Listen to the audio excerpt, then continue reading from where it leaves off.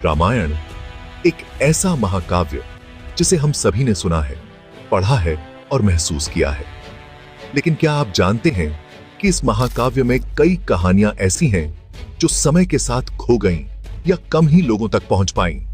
आज हम आपको रामायण की 3 ऐसी अनसुनी कहानियां सुनाने वाले हैं जो न सिर्फ अद्भुत हैं बल्कि हमारे महाकाव्य को और भी गहराई देती हैं। तो चलिए समय के इस सफर पर निकलते हैं।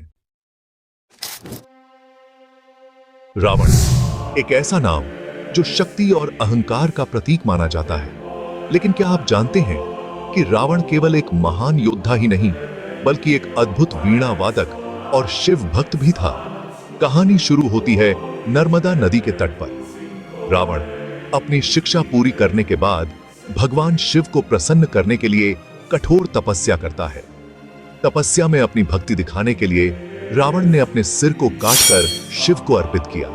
लेकिन हर बार जब वह अपना सिर काटता तो वह सिर वापस उगाता। ऐसा उसने 10 बार किया। शिव उसकी इस भक्ति से इतने प्रसन्न हुए कि उन्होंने रावण को आशीर्वाद स्वरूप 10 सिर प्रदान किए।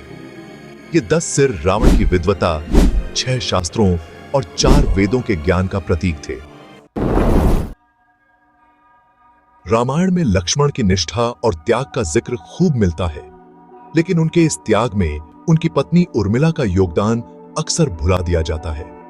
जब राम, सीता और लक्ष्मण वनवास पर जा रहे थे तो उर्मिला भी साथ जाना चाहती थी, लेकिन लक्ष्मण ने उन्हें अयोध्या में ही रुकने को कहा। वनवास के दौरान लक्ष्मण को राम और सीता की रक्षा के लिए दिन रात जागना पड़ा। लक्ष्मण ने निद्रा देवी से प्रार्थना की कि वह उन्हें अगले 14 वर्षों तक सोने न दें, लेकिन देवी ने कहा, यदि तुम नहीं सोओगे तो किसी और को तुम्हारी नींद लेनी होगी। यह सुनकर लक्ष्मण ने उर्मिला का नाम लिया।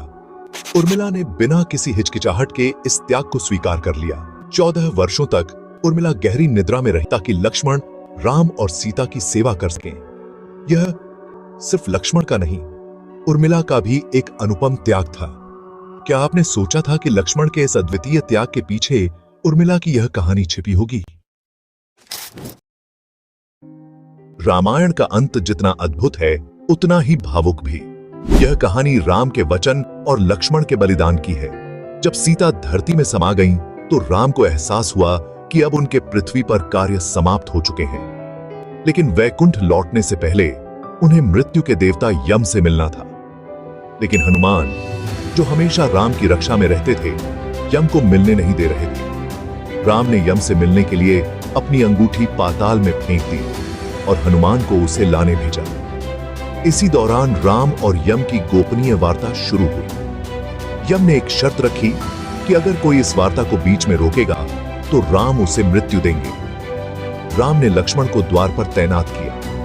तभी ऋषि दुर्वासा वहां आए और राम से मिलने की मांग की। लक्ष्मण ने उन्हें रोकने की कोशिश की, लेकिन दुर्वासा ने क्रोधित होकर अयोध्या को श्राप देने की धमकी दी। स्थिति गंभीर देख लक्ष्मण ने वार्ता को बाधित किया। अपने वचन को निभाने के लिए राम ने लक्ष्मण से कहा कि अब उन्हें प्राण त्यागने होंगे। लक्ष्मण सरयू नदी के पास गए और अपने प्राण त्याग दिए। यह बलिदान इसलिए भी आवश्यक था क्योंकि लक्ष्मण शेषनाग के अवतार थे और उन्हें राम, विष्णु से पहले वैकुंठ लौटना था। लक्ष्मण का यह त्याग न केवल रामायण की कथा को गहराई देता है बल्कि हमें वचन और कर्तव्य की महत्ता भी सिखाता है। तो ये थी रामायण की 3 अनसुनी कहानियां जो इस महाकाव्य को और भी अद्भुत और प्रेरणादायक बनाती हैं।